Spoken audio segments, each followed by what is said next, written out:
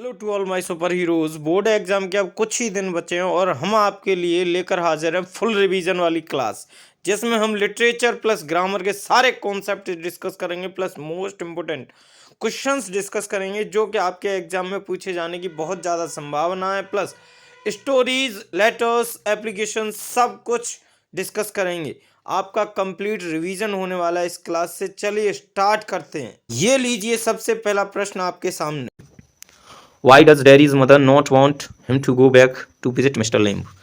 Dairy की माँ dairy को क्यों नहीं जाने देना चाहती थी मिस्टर लिम्ब के पास वापस जाना। यानी कि डेरी की माँ मिस्टर लिम्ब के पास डेरी को दोबारा से क्यों नहीं जाने देना चाहती थी। आंसर को समझिए अब। Derry's mother does not want him to go back to mister Lamb. Derry की माँ डेरी को दोबारा से लिम्ब के पास नहीं जाने देना चाहती हैं।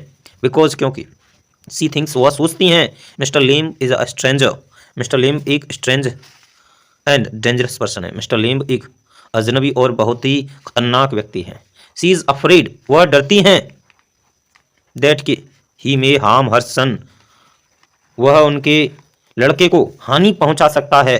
बीइंग ओवर प्रोटेक्टिव, एक ओवर प्रोटेक्टिव होने के चलते, यानी कि ज़्यादा देखभाल करने के चलते वह सोचती हैं कि मिस्टर लिम्ब उसको हानि यानी उनके लड़के को हानि पहुंचा सकते हैं।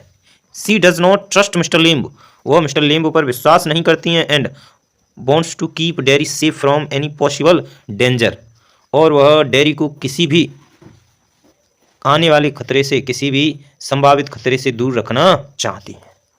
यह है आपका महत्वपूर्ण प्रश्न, इसको याद रखेंगे क्योंकि प्रीवियस ईयर में ये क्वेश्चन पूछा हुआ है आपके बोर्ड एग्जाम में, तो इसको आप 100% याद रखेंगे। अगला क्वेश्चन समझते हैं, आगे समझिए। नेक्स्ट समझिए। How did mister limbs word change dairy. अभी हमने ये क्वेश्चन कराया था, एक बार फिर से समझ लीजिए। Mister limbs word field dairy with confidence and hope. Mister Lamb के शब्दों ने डेरी में आत्मविश्वास भर दिया। डेरी ने रियलाइज किया दैट कि he should not hate himself, कि वह उसे अपने स्वयं से घृणा नहीं करनी चाहिए। And decided to return to mister Lamb, और निश्चय किया उसने मिस्टर लिम्ब के पास वापस जाने का। आगे समझते हैं, और आगे वाला क्वेश्चन आपके लिए बहुत महत्वपूर्ण है। लास्ट में जो निकल गया वो भी बहुत ही महत्वपूर्ण है, यानी ये वाला प्रश्न ये आपके लिए बहुत ही महत्वपूर्ण प्रश्न है, इसको याद रखेंगे आप लोग। समझिए अगला प्रश्न। What happened at the end of the story. Story के अंत में क्या हुआ। स्टोरी के अंत में क्या हुआ समझिए। Derry return to mister Lamb's house, Derry mister Lamb के घर पर वापस आया, बट लेकिन सैडली, दुखद रूप से, mister limb had fallen from a ladder and died. Mister limb ladder से नीचे गिर गए थे एंड डाइड, मृत्यु हो गई थी। मिस्टर लिम्ब की क्या हो गई थी, मृत्यु हो गई थी, यानी वो मर गए थे लैडर से गिरकर। Dairy was deeply shocked and saddened, dairy बहुत ज़्यादा दुखी हुआ, एंड सैडेंड, बहुत ज़्यादा दुख में चला गया, बहुत ज़्यादा गंभीर दुख हुआ। Why did Gandhi ji chide the lawyers. Gandhi ji ने लॉयर्स को क्यों डांटा। गांधी जी ने लॉयर्स को क्यों डांटा। आंसर है Gandhi ji chatted the lawyers, Gandhi ji ने लॉयर्स को डांटा बिकॉज क्योंकि दे चार्ज हैवी फी, क्योंकि वे बहुत भारी फी चार्ज करते थे from the poor share croppers, गरीब किसानों से, गरीब बटाईदारों से, फॉर देयर केसेस, उनके मुकदमों के लिए बहुत अधिक फीस चार्ज करते थे। सेकंड क्वेश्चन समझिए, most important question. What did M say about the French language and its importance. M sir ने फ्रेंच भाषा के बारे में क्या कहा और उसके महत्व के बारे में क्या कहा। समझिए। एम सर ने कहा दैट कि French is the most beautiful language in the world, the clearest and the most logical. French इस संसार में सबसे सुंदर और सबसे स्पष्ट और सबसे तर्कसंगत भाषा है।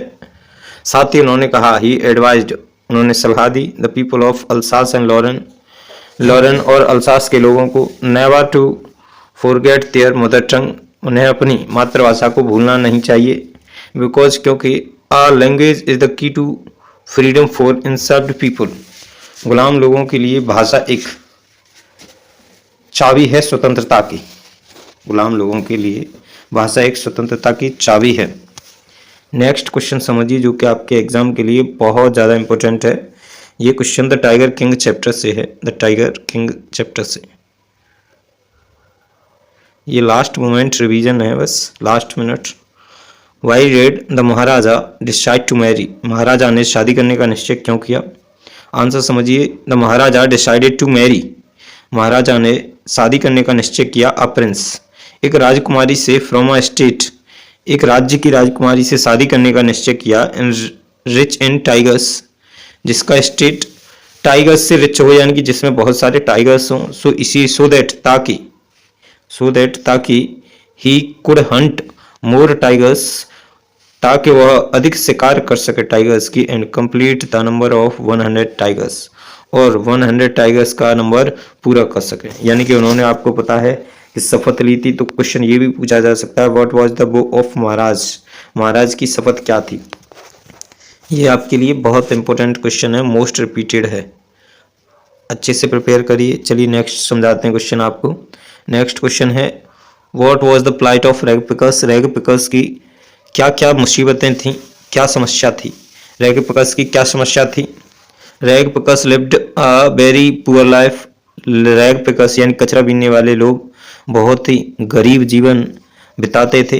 दे सर्च्ड गार्बेज फॉर फूड, वे कचरे को खोजते थे खाने के लिए, एंड यूजफुल थिंग्स, आवश्यक वस्तुओं के लिए, हैड नो प्रॉपर शेल्टर, उनके पास रहने के लिए प्रॉपर स्थान नहीं था, एजुकेशन शिक्षा नहीं थी, और childhood and were forced to work from a very young age, और बचपन से ही उनको विवश होना पड़ता था कार्य करने के लिए। ये भी मोस्ट रिपीटेड क्वेश्चन है द लॉस्ट स्प्रिंग चैप्टर से। ये जो क्वेश्चन हम बता रहे हैं आपके लिए बहुत ज़्यादा इंपॉर्टेंट है। समझिए नेक्स्ट क्वेश्चन, ये चैप्टर द एनेमी से है, ये क्वेश्चन किससे? द एनेमी चैप्टर से है, और ये इस क्वेश्चन के आने के बहुत मोस्ट प्रोबेबली चांस हैं ये क्वेश्चन पूछा जाए। Who was Hana, where did she meet Sadao, Hana कौन थी और वह सदाव से कहाँ मिली? हना वॉज अ जैपनीज गर्ल, हना एक जैपनीज गर्ल थी। हु स्टडीड इन अमेरिका, जो अमेरिका में अध्ययन करती थी, जो अमेरिका में क्या करती थी? अध्ययन करती थी। वन डे, एक दिन, सी मेट सदाव, वह सदाव से मिली at Professor Harley's house, Professor Harley के घर पर। एक दिन वह सदाव से मिली प्रोफेसर हार्ले के घर पर, एंड और they started liking each other, और वे दोनों एक दूसरे को पसंद करने लगे, सदाव और Hana. Did French recite the participle rule, ये अपने आप में बहुत इंपॉर्टेंट क्वेश्चन है, मोस्ट रिपीटेड क्वेश्चन इसमें हमने कंसिडर किए हैं। Did French recite the participle rule, क्या फ्रेंच पार्टिसिपल रूल सुना पाया? No, French could not recite the participle rule. French could not recite the participle rule. He did not know it and stood silent, feeling ashamed and afraid. French participle rule नहीं recite कर सका, यानी सुना नहीं सका। He did not know it, वह नहीं जानता था participle rule के बारे में, and stood silent, और चुपचाप खड़ा हो गया, feeling ashamed and afraid, भय से चुपचाप, शर्मिंदगी से चुपचाप खड़ा हो गया। अब यहाँ पर एक शब्द है अफ्रेड, अफ्रेड अपने आप में प्रीपोजिशन ऑफ लेता है, ये याद रखें, क्योंकि सिंटैक्स चैप्टर से ये क्वेश्चन पूछे जाने की प्रबल संभावना है कि अफ्रेड कौन सी प्रीपोजिशन लेता है। ऐसे ही दो एक शब्द और समझ लीजिए, अवेयर, अवेयर अपने आप में ऑफ प्रीपोजिशन लेता है। एक शब्द है बिवेयर, बिवेयर भी अपने आप में ऑफ प्रीपोजिशन लेता है। एक शब्द है फॉन्ड, फॉन्ड भी अपने आप में ऑफ प्रीपोजिशन लेता है। समझिए नेक्स्ट क्वेश्चन नंबर सेकंड समझते हैं। क्वेश्चन नंबर सेकंड है, what happened when church clock struck 12, क्या हुआ जब घड़ी में 12 बजे, चर्च की घड़ी में 12 बजे क्या हुआ? आंसर समझते हैं। When the church clock struck 12, when the church clock struck 12, mister MML stood up, जब चर्च की घड़ी में 12 बजे, एमएमएल सर खड़े हुए, took a piece of chalk, एक टुकड़ा पीस का चौक का लिया, एक टुकड़ा चौक का लिया, एंड रॉट, और लिखने लगे, vive la France on the blackboard, और ब्लैक बोर्ड पर उन्होंने लिखा vive la France. He became very emotional and could not speak further, और इसके अतिरिक्त कुछ भी नहीं बोल सके, यानी कि लिखने के अलावा वह कुछ भी नहीं बोल सके, वह बहुत भावुक हुए। देन फिर he gestured the student to go and the class ended, फिर उन्होंने हाथ से इशारा किया बच्चों की ओर और जाने को कहा, एंड द क्लास एंडेड, और क्लास का अंत हो गया। समझिए यहाँ पर भी एक ग्रामर का बहुत सुंदर कॉन्सेप्ट है, वो कॉन्सेप्ट ये है, एक फर्दर आपके सामने ये लिखा है, एक होता है फार्दर, फार्दर, समझिए दोनों ही नाउन के कॉन्सेप्ट हैं। फार्दर अपने आप में दूरी का सेंस देता है और फर्दर अपने आप में देता है अतिरिक्त का सेंस। क्या? अतिरिक्त। समझ। एक सेंट्रल आइडिया पूछा जाएगा और कहीं ना कहीं ये सेंट्रल आइडिया आपके लिए बहुत ज़्यादा इंपॉर्टेंट है। चलिए सबसे पहले हम समरी को समझते हैं। तो इसके जो कंपोजर है इस पोएम के वो है जॉन कीट्स। जॉन कीट्स की कविता थिंग ऑफ ब्यूटी में हमें बताती है कि सुंदर वस्तुएं हमेशा हमें आनंद और शांति प्रदान करती हैं। सुंदरता कभी नष्ट नहीं होती बल्कि समय के साथ उसकी महत्ता और बढ़ती है। जब जीवन में दुख, निराशा और परेशानियां आती हैं तब प्रकृति की सुंदर वस्तुएं हमारे मन में नई आशा और पॉजिटिविटी प्रदान करती हैं, यानी कि सकारात्मकता भर देती है। कवि ने सूर्य और चंद्रमा, पेड़, फूल, नदी, पेड़ों की ठंडी छांव जैसे प्राकृतिक सौंदर्य का वर्णन किया है जो मन को शीतलता और सुकून देते हैं। अच्छी यादें और अच्छे कार्य कभी भी हमारे मन को हमेशा प्रसन्न रखते हैं। समझिए आगे। कवि का कहना है कि सुंदर वस्तुएं हमारे जीवन को जीने लायक बनाती हैं। सुंदर वस्तुएं हमारे जीवन को जीने लायक बनाती हैं। वे हमारे दुखों को दूर कर हृदय में शांति और उत्साह भर देती हैं। सुंदरता हमारे लिए खुशी का अटूट एवं अनंत स्रोत है। क्योंकि आप सुंदरता का सेंस यहाँ पर प्रकृति से लगाओगे। प्रकृति से इन द सेंस कि जो प्राकृतिक चीज़ें हैं वो हमेशा के लिए आपको खुशी, आशा प्रदान करती हैं और ये समय के साथ इनकी सुंदरता बढ़ती है। ना कि आप फिजिकल ब्यूटी से अनुमान लगाओ जैसे मानव की सुंदरता है ये किसी न किसी दिन खत्म हो जाएगी। जैसे आपका अगर रंग गोरा है और आपके मित्र का या मित्राणी का रंग गोरा है तो ये कुछ समय बाद ये रंग धीरे धीरे डिक्लाइन फॉर्म में आ जाएगा और कहीं ना कहीं समय के साथ ये रंग ढल जाएगा। अगर आपकी सुंदरता में स्किन है, शक्ल सूरत है तो ये ना कहीं आपका समय आते ही ढल जाएगी और इतनी सुंदर नहीं रहेगी जितनी ये सबसे शुरुआत में थी। तो कवि ने यहाँ पर जो सुंदरता की बात की है वो प्रकृति से की है, यानी जो प्राकृतिक चीज़ें हैं वो अपने आप में सुंदर रहती हैं और समय के साथ इनकी सुंदरता बढ़ती जाती है, ना कि कम होती है। अब समझिए आपको सेंट्रल आइडिया लिखने का अलग अलग प्रोसेस फॉलो कर सकते हो अगर आपको आता है तो। जैसे अगर आपको सेंट्रल आइडिया स्वयं लिखना चाहते हो, लर्न से बचना चाहते हो कि मुझे सर लर्न नहीं करना है, तो आप क्या कर सकते हो कि अच्छे से इस चैप्टर की समरी को 2-3 बार देख लें, कुछ सेंटेंस आप देख लें और इसके अलावा सेंटेंस को आप खुद ही ट्रांसलेट करने का प्रयास करें। पहले हिंदी में लिखें, इसके बाद स्वयं इंग्लिश में ट्रांसलेट करें और आपका सेंट्रल आइडिया हो जाएगा पक्का। अगर आप याद करने पर विश्वास रखते हो तो आपके लिए हम ये सेंट्रल आइडिया लाए हैं। याद कर लेना, जिनको लिखना है वो अपने आप बना के लिख लें, नहीं लिख सकते तो याद कर लीजिए, ये सबसे अच्छा रहेगा। समझिए। The poem a thing of beauty by John Keats teaches us. Poem a thing of beauty John Keats द्वारा लिखित सिखाती है हमें दैट की ब्यूटीफुल थिंग्स कि सुंदरता वाली वस्तुएं गिव्स अस हमें प्रदान करती हैं जॉय एंड पीस फॉरएवर। हमेशा सुंदरता वाली वस्तुएं हमें आनंद और शांति प्रदान करती हैं। दे नेवर, यानी सुंदरता वाली वस्तुएं, they never loss says there beauty, इनकी सुंदरता कभी भी खत्म नहीं होती विद टाइम, समय के साथ इनकी सुंदरता कभी भी खत्म नहीं होती विद टाइम। व्हेनेवर, जब कभी, वी फील सैड, जब कभी हम दुखी महसूस करते हैं, डिसअपॉइंट, उदास महसूस करते हैं, निराश महसूस करते हैं और फेस प्रॉब्लम्स इन लाइफ, जीवन में समस्याओं का सामना करते हैं। Beautiful things like nature, flowers, trees, rivers, sunshine, moonlight and good memories fill our heart with positivity and happiness. सुंदरता वाली वस्तुएं लाइक जैसे नेचर, प्रकृति की फूल, पेड़, नदियाँ, चंद्रमा, सूर्य और अच्छी यादें हमारे हृदय को भर देती हैं सकारात्मकता और खुशियों से। Beauty removes the darkness, beauty remove करती है यानी हटाती है डार्कनेस ऑफ सॉरो, अंधकार के पर्दे को, and give us hope to live happily, और हमें आशा प्रदान करती है अच्छे से रहने के लिए। अच्छे से रहने के लिए हमें क्या प्रदान करती है? आशा प्रदान करती है। खुशी से रहने के लिए आशा प्रदान करती है। It is like a blessing, यह एक आशीर्वाद है डेट जो always refresh our minds and soul, जो हमारे माइंड को और आत्मा को तरोताज़ा बनाए रखता है। द पोइट सेज, कवि कहता है दैट की beauty is an endless, beauty is an endless, beauty का कभी भी अंत नहीं होता है। Source of happiness and it keeps us connected with the two the earth, यह खुशियों का स्रोत है और यह बनाए रखती है पृथ्वी से हमें जोड़े। यह हमें पृथ्वी को जोड़े, हमें पृथ्वी से जोड़े रखती है। चलिए मिलते हैं नेक्स्ट वीडियो में। धन्यवाद। What was Gemini studio famous for? Gemini studio किसके लिए फेमस था, यानी क्या फेमस था? Gemini studio was one of the most famous film production company in India during 1940s and 50s। यानी जेमिनी स्टूडियो एकमात्र फेमस फिल्म कंपनी थी India में 1940 के दौरान। It was known for producing films, यह फिल्म प्रोड्यूस करने के लिए जानी जाती थी with social things and good moral values. Now question number 3 discuss करते हैं। क्वेश्चन नंबर 3 समझिए, तो ये आसान है। Question number 3, what was the work of the makeup department in Gemini Studio? Gemini Studio में मेकअप डिपार्टमेंट का क्या कार्य था? आंसर समझें। The makeup department's job was to apply to makeup to actors and actress before shooting. इन शूटिंग से पहले मेकअप डिपार्टमेंट में जॉब थी सभी को मेकअप लगाना शूटिंग से पहले।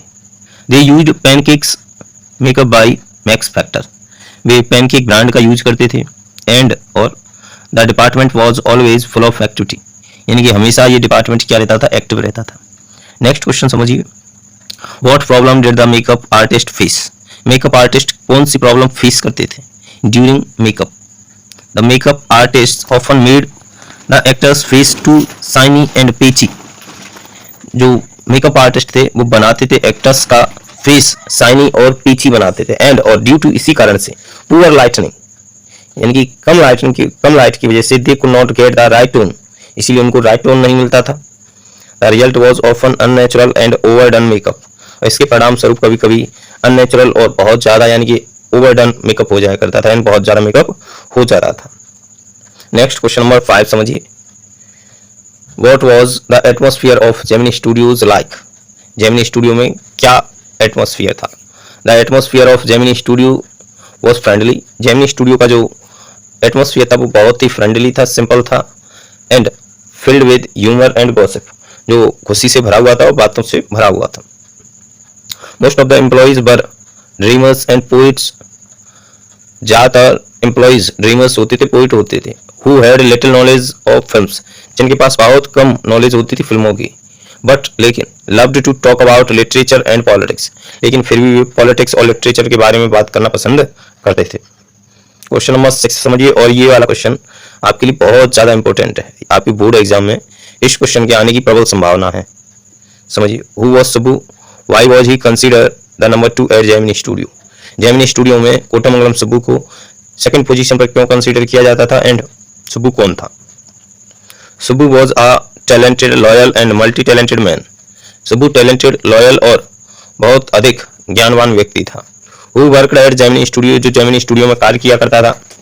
ही कुड राइट पोइट्री, वह पोइट्री लिखता था। असिस्ट इन फिल्म स्क्रिप्ट्स में हेल्प करता था, यानी कि जो फिल्मों की स्क्रिप्ट्स होती थी उनमें मदद किया करता था। एक्ट एंड डायरेक्ट, एक्टिंग किया करता था एंड फिल्म को डायरेक्ट भी किया करता था कभी कभी। He was called the number 2 man, उसे दूसरे नंबर का व्यक्ति जेमिनी स्टूडियो में बोला जाता था बिकॉज क्योंकि he was the boss favourite, वह बॉस का फेवरेट पर्सन था इन जेमिनी स्टूडियो। एंड और could solve any problem at studio, और स्टूडियो में कोई भी प्रॉब्लम वह आसानी से सॉल्व कर दिया करता था। क्वेश्चन नंबर 8 समझिए, how does Ashokamitran describe Subbu's character? Ashokamitran ने सुब्बू का कैरेक्टर कैसे डिस्क्राइब किया है? आंसर समझे। Subbu was loyal, resourceful and creative. Subbu बहुत ही ज्यादा लॉयल था, रिसोर्सफुल था एंड क्रिएटिव था। बट लेकिन he was also too loyal to his boss, लेकिन वह बॉस के प्रति बहुत ज्यादा उदार था। विच मेड अदर जेलस, जिस वजह से लोग उससे घृणा करते थे। He was kind hearted, helped many people in the film industry, वह काइंड हार्टेड था, उसने फिल्म इंडस्ट्री में कई लोगों की सहायता की। क्वेश्चन नंबर नेक्स्ट समझिए, question number 9, who was the legal adviser and how was he different from others? यानी कि लीगल एडवाइजर कौन था और वह दूसरों की तुलना में डिफरेंट कैसे था? The legal adviser was a serious practical man, एक लीगल एडवाइजर एक प्रैक्टिकल और सीरियस मैन था। Who didn't share the poet's romanticism, वह कभी भी शेयर नहीं करता था पोइट्स और अपनी रोमांटिसिज्म। ही वंस, एक बार caused trouble by criticizing an actress during shooting, which led to her quitting the film. एक बार वह परेशानी में पड़ गया किसी एक्ट्रेस की क्रिटिसाइज करने में ड्यूरिंग शूटिंग के दौरान। क्वेश्चन नंबर 10 समझिए। Question number 10, why did moral rearrangement army visit Gemini studio? यानी कि मोरल रीअरेंजमेंट आर्मी ने जेमिनी स्टूडियो में क्यों विजिट किया?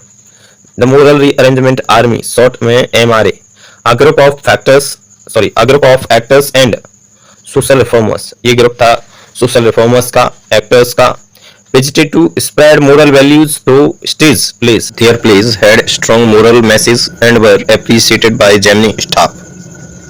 आपका रिवीजन होने वाला है नरेशन सेक्शन का, एक एक पॉइंट बारीकी से समझ आएगा। समझिए, सबसे पहले नरेशन में आपको देखना पड़ेगा क्या कि अगर नरेशन में अभिशाप है, यानी कि नरेशन में रिपोर्टेड स्पीच वाले सेंटेंस में अभिशाप का सेंस निकल रहा है, तो आप सैड को चेंज कर दोगे कर्स्ड में। किसमें? कर्स्ड में। कर्स्ड में चेंज कर दोगे, कर्स्ड में। ठीक है भाई। अगर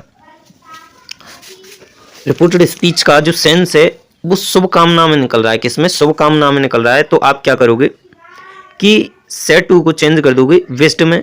किसमें? बेस्ट में कर दोगे, या फिर ग्रीटेड में भी कर सकते हो आप। किसमें? ग्रीटेड में भी कर सकते हो।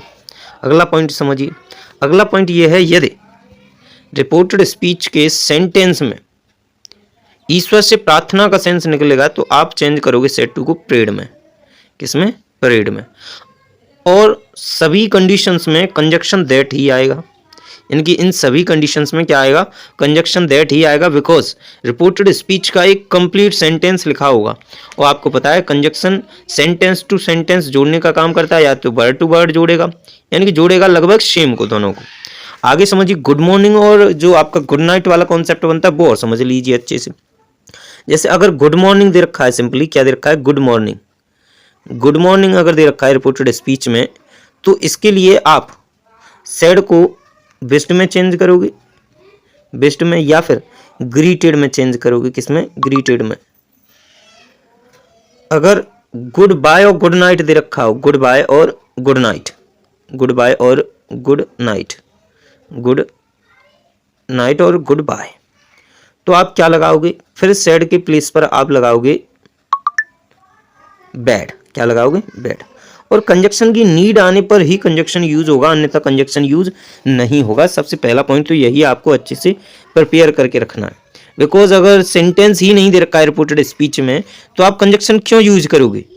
समझिए, प्रैक्टिस के थ्रू एक एक पॉइंट जो अभी हमने एक्सप्लेन किया, इनको एक एक बारीकी से समझते चलिए, पॉइंट को बहुत अच्छे से एक्सप्लेन करेंगे। समझिए, सबसे फर्स्ट क्वेश्चन है, I said to Anand, I said to Anand comma and comma may you always be happy. अगर कोई भी आपसे कहेगा आप खुश रहो, इट मीन्स वो शुभकामनाएं दे रहा है, तो आप क्या करोगे? बेस्ट में चेंज कर दोगे सैड को, तो हो जाएगा I said Anand. I said to Anand, said to change हो जाएगा किसमें? बेस्ट में।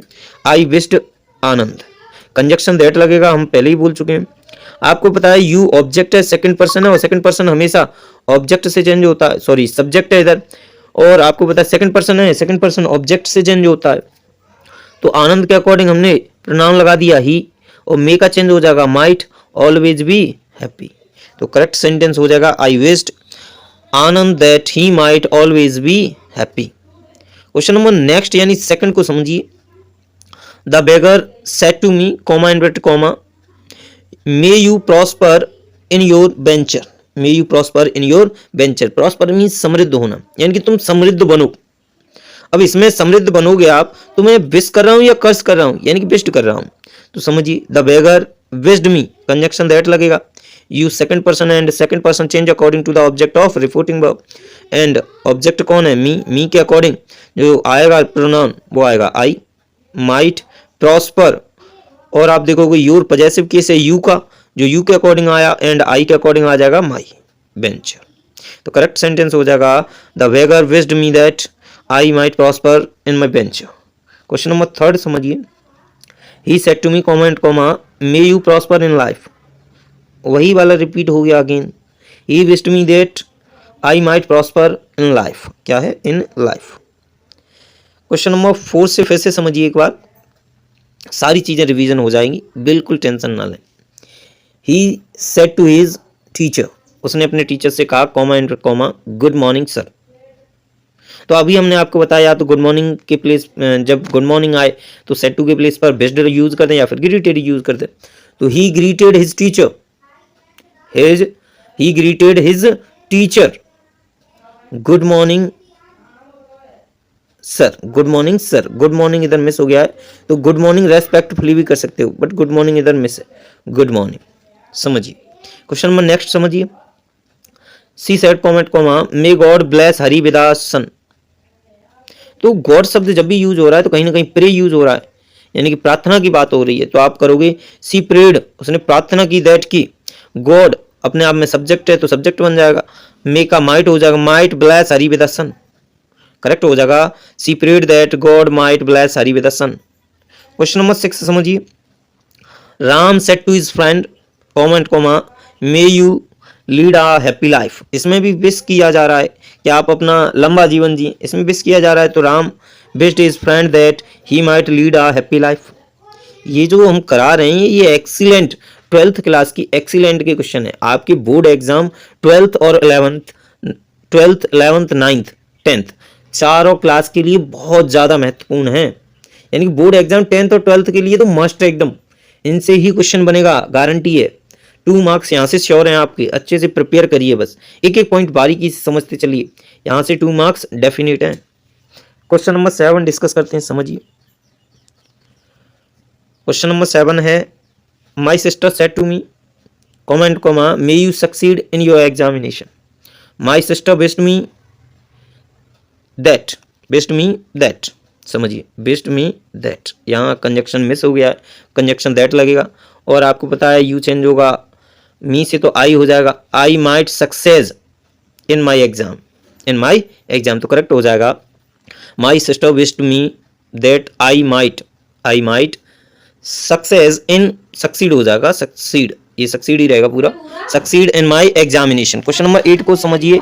The hermit said comment comma may you all go to hello.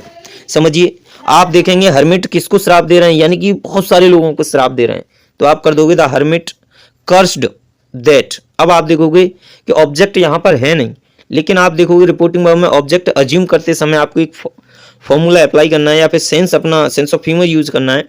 The hermit said comment comma may you all go to hell, तुम सब नरक में जाओ। It means बहुत सारे कैंडिडेट से साधु बोल रहे हैं, तो इसीलिए आपको यहाँ पर प्लूरल प्रोनाउन अज्यूम करना पड़ेगा, इसीलिए हमने देम अज्यूम किया। क्या अज्यूम किया भाई? देम।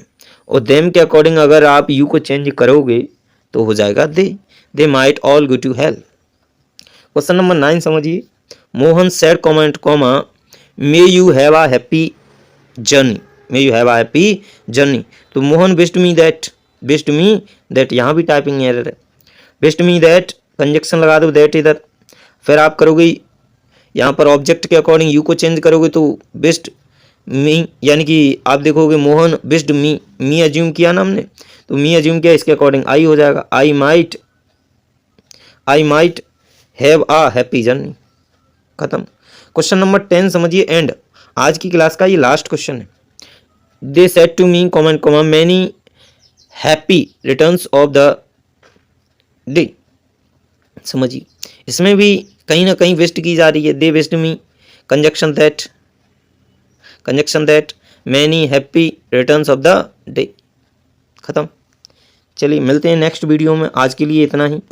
कैसा लगा आपको ये छोटा सा वीडियो कमेंट बॉक्स में बताएं, और आपके लिए ये क्लास हेल्पफुल है या नहीं है, ये सीरीज़ कमेंट बॉक्स में एक बार ज़रूर बताएं। धन्यवाद।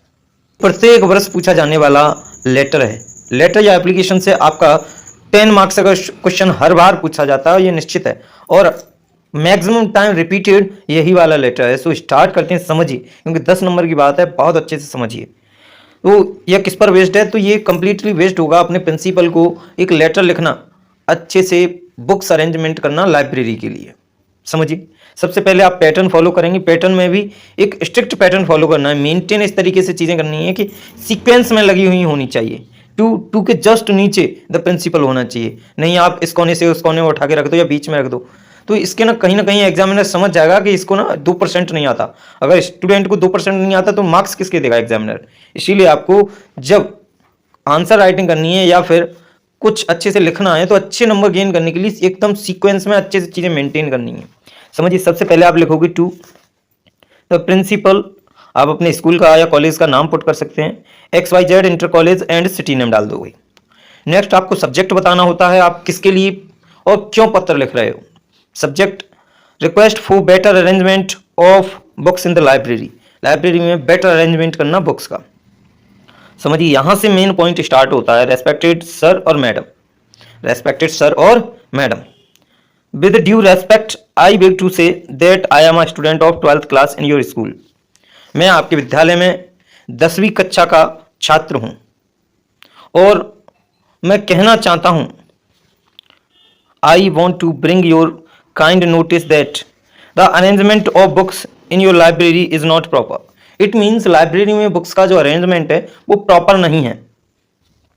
Many books are not keeped in order and student face difficulty in finding them, और बहुत सारे स्टूडेंट्स बुक्स को फाइंड करने में डिफिकल्टी फील कर रहे हैं, फेस कर रहे हैं। Some useful books are also old and need replacement, बहुत सारी किताबें पुरानी हो गई जिन्हें रिप्लेसमेंट की आवश्यकता है एंड नई बुक्स की नीड है। अगली बात समझिए, our library is the main source of knowledge for us, हमारी लाइब्रेरी हमारे लिए प्रमुख सोर्स है नॉलेज का। If books are arranged properly student can save time and make better use of the library, student का टाइम कंज्यूम होने से बच जाएगा एंड लाइब्रेरी का अच्छे से यूज कर पाएंगे। Therefore so I kindly request you to arrange the books properly, इसलिए मैं आपसे आग्रह करता हूं कि सभी बुक्स का अरेंजमेंट है वो प्रॉपर वे में कीजिए। Add some new reference books and appoint a helper to maintain the record, और एक हेल्पर को अपॉइंट कीजिए जो मेंटेन करे सारे रिकॉर्ड्स को एंड बुक्स को, और कुछ न्यू बुक्स रखिए लाइब्रेरी में। I hope you will take necessary action at earliest, बहुत ही जल्दी आप कुछ ना कुछ इस पर एक्शन करेंगे, इसकी मैं आशा करता हूँ। Thanking you yours obediently XYZ। ये था आपका कंप्लीट लेटर जिसको आप प्रिपेयर करके आप अपने बोर्ड एग्जाम में 10 मार्क्स निश्चित कर सकते हो। यहाँ से 10 मार्क्स डेफिनेट। अगर ये नहीं, what was the childhood fear of Douglas, Douglas के बचपन का भय क्या था। क्वेश्चन नंबर फर्स्ट है, what was the childhood fear of Douglas, इनकी डगलस के बचपन का भय क्या था। आंसर समझिए, Douglas was very afraid of water, Douglas water से बहुत ज़्यादा भयभीत था। इधर समझिए एफ्रेड, एफ्रेड अपने साथ प्रीपोजिशन लेता है ऑफ, ऐसे ही बिवेयर और अवेयर दोनों ही प्रीपोजिशन लेते हैं ऑफ। आगे Douglas was very afraid of water, Douglas पानी से बहुत ज़्यादा भयभीत था बिकॉज क्योंकि वंस एक बार अ बिग वेव यानी कि बड़ी लहर नॉक्ड हिम डाउन, एक बड़ी लहर ने उसे गिरा दिया एंड स्वेप्ट हिम, और उसे बहा ले गई, यानी कि पानी की एक बड़ी सी लहर ने उसे गिरा दिया और उसे बहा ले गई। When he was 3 or 4 year old, जब वह 3 से 4 बरस का था। उसी दिन से उसके माइंड में पानी के प्रति क्या बैठ गया, घृणा हो गई, डर बैठ गया। क्वेश्चन नंबर नेक्स्ट समझिए, how did Douglas fear of water grow, यानी कि डगलस का जो पानी का भय वो किस प्रकार ग्रो हुआ। समझिए आंसर, ये क्वेश्चन नंबर सेकंड का आंसर है, हिज फियर ग्रू, उसका भय बढ़ा, स्ट्रोंगर, उसका भय बहुत ज़्यादा बढ़ा। आफ्टर अ यंग मैन, एक हट्टी कट्टी व्यक्ति के बाद, threw him into swimming pool at YMCA in Yakima river. समझिए इधर, हिज फियर ग्रू स्ट्रोंगर, उसका भय अपने चरम पर पहुंचा। आफ्टर के बाद, अ यंग मैन, एक युवा व्यक्ति ने, threw him into the swimming pool, जब उसे स्विमिंग पूल में फेंक दिया, यानी कि युवा व्यक्ति के स्विमिंग पूल में फेंकने के बाद उसका और ज़्यादा भय बढ़ गया। Eight YMCA in Yakima river, याखिमा नदी के YMCA पूल में। एंड ही ऑलमोस्ट ड्राउंड, और लगभग वह डूबने ही वाला था, लगभग वह डूबने ही वाला था। इधर समझिए, ये ड्रोन ये जो ड्रोन है इसका मीन्स होता है डूबना, बट ये कोई ह्यूमन डूबे उसके सेंस में यूज़ होता है, लेकिन जब कोई शिप डूबे या फिर नॉन लिविंग थिंग डूबे तब आप यूज करोगे सिंक। क्या यूज करोगे? Sink. Question number next discuss करते हैं हम। What efforts did Douglas make to overcome his fear?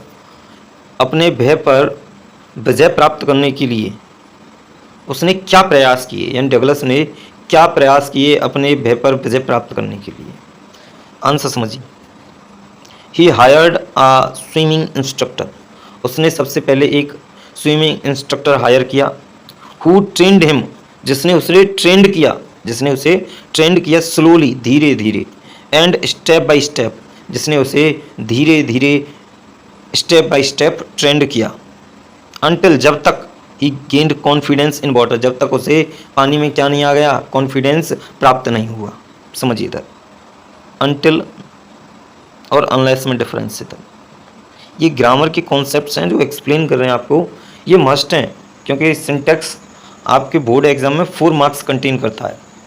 समझिए अनटिल और अनलेस दोनों को समझिए भाई। अनटिल और अनलेस अपने साथ नेगेटिव सेंटेंस को नहीं लेंगे, यानी कि जिस क्लॉज में अनलेस या फिर अनटिल होगा वो सेंटेंस को नेगेटिव नहीं लेगा। चलिए आगे चलते हैं। Question number 4। Why did Douglas go to lake? यानी कि डगलस लेक क्यों गया, यानी कि झील में क्यों गया? वेंटवर्थ एंड लेक बॉम। यानी कि बेंटवर्थ लेक में और बॉम लेक में, यानी गर्म झील में क्यों गया Douglas? Answer. He went there. वह वहाँ गया। To test himself. स्वयं को आजमाने के लिए। And to make sure his fear of water was gone forever. और सुनिश्चित करने के लिए कि उसका पानी का भय बिल्कुल गायब हो चुका है, यानी बिल्कुल ख़त्म हो चुका है। इसके लिए वो कहाँ गया? बेंटवर्थ लेक में गया, बॉम लेक में गया। उसने रेगुलर बेसिस पे प्रैक्टिस की और प्रैक्टिस करने के बाद उसका भय कंप्लीटली अब क्या हो गया था? ख़त्म हो गया था। What is the message of the deep water? क्या मैसेज है डीप वाटर लेसन से? What is the message of the lesson deep water? तो ये क्या लेसन, ये जो चैप्टर है क्या मैसेज देता है ऑडियंस को, यानी कि स्टूडेंट्स को इन सोसाइटी में बच्चों को क्या इन्फॉर्मेशन देता है? समझिए answer. The lesson teaches us. Lesson हमें सिखाता है दैट कि fear can be defeated with courage. यानी कि भय को हराया जा सकता है साहस से, पेशेंस धैर्य से, एंड हार्ड वर्क और कठिन परिश्रम से। यानी कि भय पर विजय प्राप्त की जा सकती है करेज से, पेशेंस से और हार्ड वर्क से। करेज इज साहस, पेशेंस इज धैर्य एंड हार्ड वर्क इज कठिन परिश्रम। ये 5 क्वेश्चन आपके शॉर्ट वाले थे, यानी कि शॉर्ट क्वेश्चंस। ये शॉर्ट क्वेश्चन थे। अब इससे आगे हम करेंगे लॉन्ग क्वेश्चन, लॉन्ग आंसर्स जितने भी हैं उनको डिस्कस करेंगे। देखिए कहीं ना कहीं आपको समरी प्रिपेयर होगी तो आप अपने बोर्ड एग्जाम में एफर्ट लगा के क्वेश्चंस के आंसर अच्छे से राइट कर पाएंगे। अगर समरी अच्छे से प्रिपेयर नहीं है देन थोड़ा सा राइटिंग में दिक्कत आएगा, क्योंकि आंसर राइटिंग जब भी आप अच्छे से कर सकते हो जब समरी क्लियर होगी। समझिए आगे। Question number 1। How did Douglas develop fear of water? Douglas ने कैसे डेवलप किया फियर ऑफ वाटर, यानी कि कैसे भय हुआ डगलस को पानी से? आंसर समझिए। Douglas developed fear of water. Douglas को पानी से भय हुआ व्हेन जब अ बुली एक हट्टे व्यक्ति ने threw him into the swimming pool at YMCA। जब एक हट्टे व्यक्ति ने उसे YMCA पूल में फेंक दिया। ही स्ट्रगल्ड फॉर लाइफ। वह जीवन के लिए संघर्ष करता रहा। उसने जीवन के लिए क्या किया? संघर्ष किया। बट लेकिन सिंक अगेन एंड अगेन, ये इधर ड्राउन होगा, ड्राउन अगेन एंड अगेन। वह बार बार डूबता रहा। दो ही वॉज सिव्ड, यद्यपि वह बच गया अंत में। ऑल दो ही वॉज सिव्ड एट लास्ट, अंत में वह बच गया। The horrible experience left a deep fear of water in his heart. अंत में यद्यपि वह अंत में बच गया लेकिन एक भयानक, एक डरावना अनुभव उसके हृदय में पानी के प्रति बस गया, जगह बना ली उसने। तो उसी दिन से उसे वाटर से क्या हो गया? फियर हो गया। ये आपका लॉन्ग क्वेश्चन का, यानी कि क्वेश्चन लॉन्ग आंसर पहला था भाई। दूसरा समझिए। How did Douglas overcome his fear of water. Douglas ने अपने पानी के भय पर कैसे विजय प्राप्त की। इधर समझिए पहले थोड़ा सा। Douglas took training from a swimming instructor. Douglas ने एक स्विमिंग इंस्ट्रक्टर से यानी कि एक स्विमिंग टीचर से ट्रेनिंग ली। The instructor taught him each stroke step by step. Instructor ने या फिर टीचर ने, स्विमिंग टीचर ने उसे सिखाया प्रत्येक स्ट्रोक स्टेप बाय स्टेप, यानी कि धीरे धीरे उसने प्रत्येक स्टेप अच्छे से सिखाया। स्ट्रोक मीन्स जो स्विमिंग के टाइप्स होते हैं, crawl stroke, back stroke, side stroke, यानी कि स्विमिंग करने का जो अलग अलग टाइप से प्रोसेस होता है वो स्ट्रोक से इंडिकेट किया जाता है। विद पेशेंस, धैर्य के साथ, विद प्रैक्टिस एंड पेशेंस, अच्छे से प्रैक्टिस के साथ और धैर्य के साथ। डगलस लर्नड स्विमिंग, डगलस ने स्विमिंग सीख ली। टू रिमूव ऑल डाउट्स, सभी डाउट्स को ख़त्म करने के लिए, यानी कि सभी संदेह को ख़त्म करने के लिए ही स्वयं alone in lakes and pools, उसने झीलों में और नदियों में, पूल्स में अकेले तैरा। उसने अपने भय को कम करने के लिए नदियों और स्विमिंग पूल्स में अकेले तैरा। अनटिल, जब तक, हिज फियर डिसअपियर्ड कंप्लीटली, जब तक उसका भय पूर्ण रूप से समाप्त नहीं हुआ, गायब नहीं हुआ। फाइनली, अंत में, he became confident in water, अंत में उसे पानी में कॉन्फिडेंट आ गया, यानी कि अब उसे पानी में डर नहीं लगता था। चलिए अब चलते हैं क्वेश्चन नंबर 3 पर। What lesson do we learn from deep water, हम क्या सीखते हैं डीप वाटर पार्ट से। आंसर समझिए।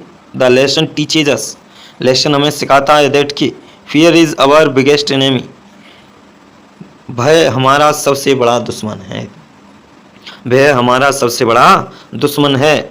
It can be removed only with courage, इसको सिर्फ रिमूव किया जा सकता है, इसको कम किया जा सकता है सिर्फ साहस से, विल पावर यानी इच्छा शक्ति से, एंड डिटर्मिनेशन और दृढ़ता से, यानी कि आपके दृढ़ निश्चय है, इससे आप भय पर विजय प्राप्त कर सकते हो।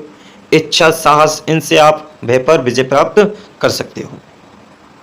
William Douglas overcame his fear of water with strong efforts, मजबूत प्रयासों से विलियम डगलस ने अपने पानी के भय पर विजय प्राप्त किया। इट शोज, यह दिखाता है, इट शोज, यह दिखाता है दैट कि if we face challenge bravely, यदि हम सभी कठिनाइयों का सामना साहस पूर्वक करते हैं, we can achieve anything in life, हम जीवन में कुछ भी प्राप्त कर सकते हैं, हम जीवन में कुछ भी प्राप्त कर सकते हैं।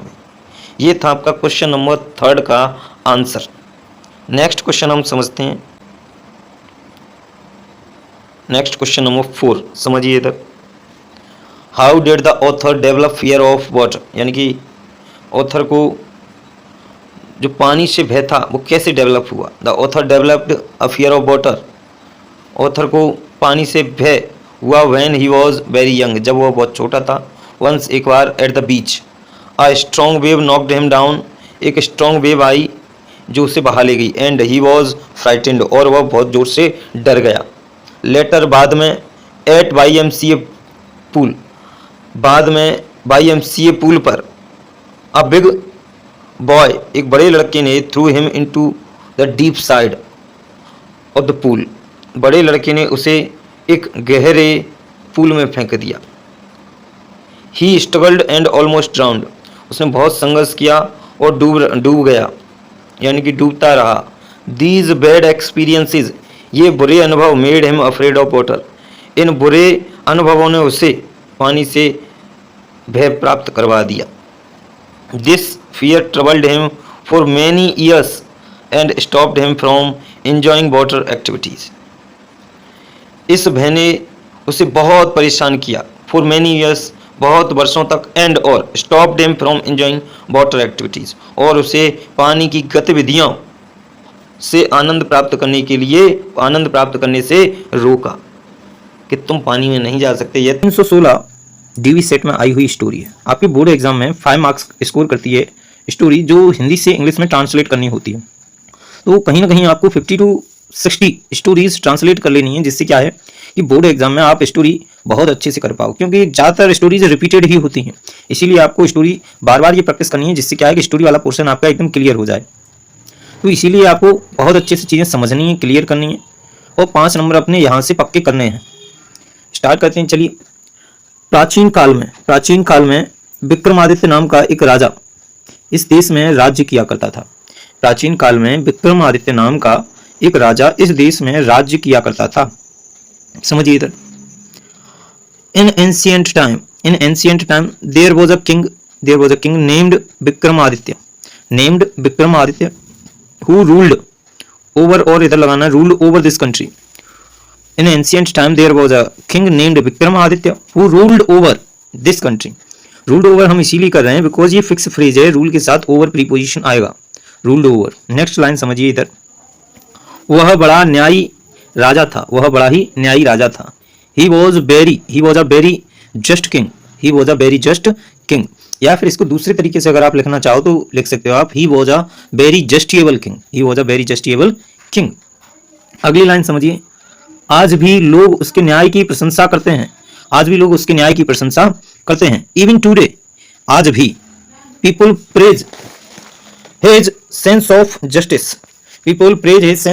जस्टिस। अगली लाइन समझिए, एक दिन वन डे कुछ लड़के एक गांव के पास एक जंगल में खेल रहे थे। वन डे एक दिन some boys were playing in a forest near a village. अगली हिंदी की लाइन पढ़ते हैं, वहां उन्होंने एक मिट्टी का ढेर देखा। वहां की देयर हो जाएगी, दे saw a heap of mud. वहां उन्होंने क्या देखा? हीप ऑफ मड, यानी मिट्टी का ढेर देखा जो पत्थर से ढका हुआ था। विच वॉज कवर्ड विद स्नो, या फिर इसको सिंपली रिलेटिव प्रोनाउन ना लगाएं तब भी बन जाएगा। कैसे? Covered with a stone. They saw a heap of mud covered with a stone, या फिर इसी सेंटेंस को आप दूसरे फॉर्मेट में ट्रांसलेट करेंगे तो वैसे हो जाएगा, they saw a heap of mud which was covered with a stone. अगली लाइन समझिए, उनमें से एक लड़का उस पत्थर पर बैठ गया। One of the boys set on that stone. उसने अपने साथियों से कहा, he said to his friends, तुम लोग अपने मुकदमे मेरे पास लेकर आओ। तो he said to his friends, inverted comma, you brought your cases to me। इस प्रकार से बना लो, अन्यथा इसी को आप इंपरेटिव से बना सकते हो, bring your disputes to me। मैं न्याय करूंगा, I will give justice। ये थी आपकी स्टोरी।